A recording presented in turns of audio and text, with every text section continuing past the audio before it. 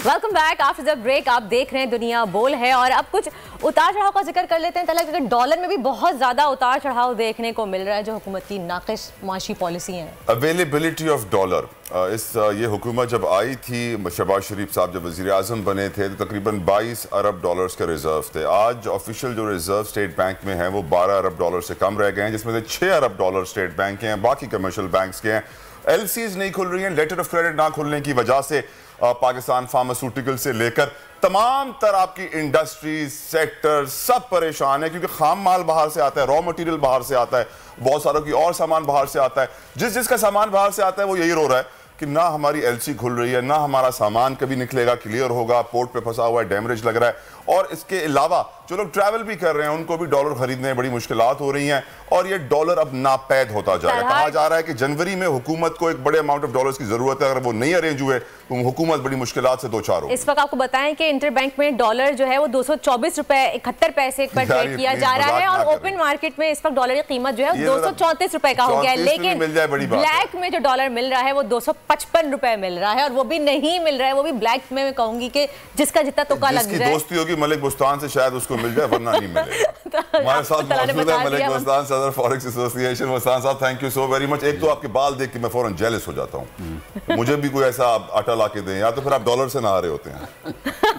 ये बताइए What is the situation, sir? मुल्क बाल कर दो में झगड़ा हुआ है तो उसकी बाल बचाएं। बाल से बचाएं। क्या सिचुएशन है बोस्तान साहब, कितने हालात खराब हैं? कहाँ गया डॉलर, पहले बताएं गया कहाँ, गायब? डॉलर कहीं भी नहीं गया, यहीं पर है, घरों पे पड़ा है। और लोगों ने होल्ड कर लिया है इस उम्मीद पे कि हमारे जो लोगों की जो ज़हन है ना वो कैसीनो इकॉनमी में रातों रात अमीर होना है हमने। शॉर्टकट। अभी यही डॉलर आज से 2 महीने पहले, सैलाब से पहले 250 से कम होके 200 तक, यकीन करो कोई खरीदने वाला नहीं था। आप लोग भी खबरें चला रहे थे, लोग डॉलर लेके घूम रहे हैं, कोई खरीदने वाला नहीं है। और ये हकीकत है, हमारे पास पैसे ख़त्म हो जाते थे। रोज़ाना डॉलर हमारे पास कोई तकरीबन जो एवरेज हमारी पहले थी 15 मिलियन डॉलर, वो बढ़ के 25 से 30 मिलियन डॉलर पर है। हमारी ये नफ्सियात है हमारी कौम की, जो चीज़ बढ़ रही होती है हमने वो बेचनी नहीं है, उसको बल्कि खरीदना शुरू कर देना है भेड़ चाल की तरह। वो कहते हैं ना कि और प्रॉफिट मिलेगा आपको। और जो गिर रही होती है हर किसी ने सेल करने शुरू कर देते हैं, नुकसान की फिर तो पाकिस्तान के डॉलरों के घरों से चश्मे फूट पड़ते हैं। बिल्कुल सही। ये इतने लोगों के पास इतने डॉलर पड़े हैं, आप यकीन करें घरों में इस वक्त भी 5 से 10 अरब डॉलर पड़ा है और एक्सपोर्टर ने अपना 8 से 10 अरब डॉलर बाहर रोका हुआ है इस उम्मीद पे कि डॉलर 250-300 का होएगा तो हम बेचेंगे। अच्छा, वो उन्होंने जानबूझ के रोका? हाँ, जहाँ उनको 180 दिन लॉ होता है उससे वो फायदा उठाते हैं। मैंने हुकूमत को कहा इसको कट करें, इसको कम करें दिन को। 180 के बजाय 3 महीने बहुत है, इनफ है, पैसे लेके आए, इसको ज़रूरत है हमें। तो ये इसमें पूरी एक माफिया बन गई है। और जो अभी जिक्र कर रहे थे कि इम्पोर्टर रो रहे हैं, सही है रो रहे हैं, लेकिन उनकी अपनी भी गलती है। अब हुआ ये था कि हुकूमत ने जब हमें कर्जे देने थे, वापस करने थे, IMF से इमदाद मिल नहीं रही थी, हालात ख़राब थे, हुकूमत ने स्टेट बैंक ने कहा जिसने भी आप LC खोली हैं हम ज़रूरी पहले चीज़ें तय करेंगे जो ज़िंदगी के लिए ज़रूरी हैं वो मंगाएंगे, तो आप NOC के बगैर LC नहीं खोलें।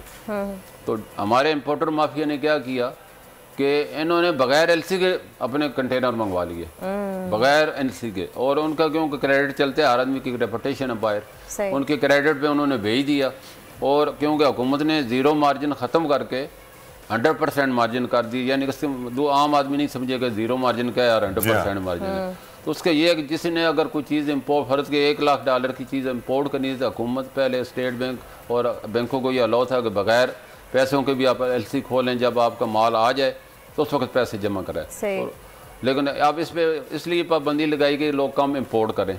इन्होंने इसका हल ये तोड़ निकाला कि माल मंगवा लिया और LC उसी दिन खोली जब माल पहुंच के, ताकि इनको 3 महीने के पैसे ना होल्ड करने पड़े। सही। तो इस तरह 4 अरब डॉलर का इन्होंने मंगवा बगैर NOC लिए मंगवा लिया। जब यहाँ पहुंचा रिजर्व में इसमें डॉलर नहीं थे, पैसे कौन दे? वो कौन दे? वो वही वाले रोल रहे हैं, उनको डैमरेज भी पड़े। ज़ाहिर है उनका नुकसान, मुल्क का नुकसान, हम नहीं कहते। पाकिस्तानी अगर किसी गए तो अब हुकूमत उनको आस्ते आस्ते कर रही है। एक तो ये मतलब हमारी अपने लोगों की गलती से ये पाकिस्तान को ये सज़ा मिली है।